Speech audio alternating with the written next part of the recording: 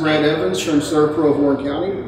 We just concluded the tier level business development workshop. I would recommend this to anyone in the Servpro family, no matter if you're new or if you're a quote-unquote veteran in the industry. I think coming in, not knowing exactly what you're going to get out, but you will leave with a confidence level, some direction, some accountability that will help take you to the next level.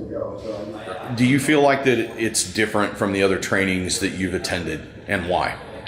Yes, because this was a small, intimate group, which I like. It kind of opens up as we are in the relationship building business. I think we've built some relationships with the Servpro family that we can take and leave here. We can call. We have some other resources that are dealing with the same issues that we're dealing with. So I like the small, intimate setting that we have here.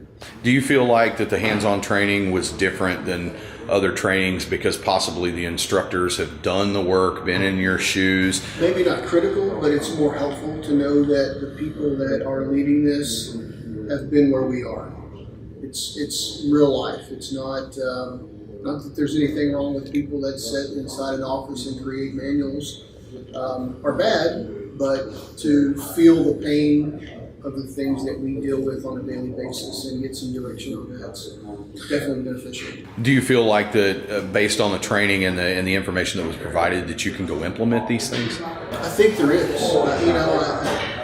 The last part we talked about at the end of the day-to-day was accountability, and I think that's holding ourselves accountable.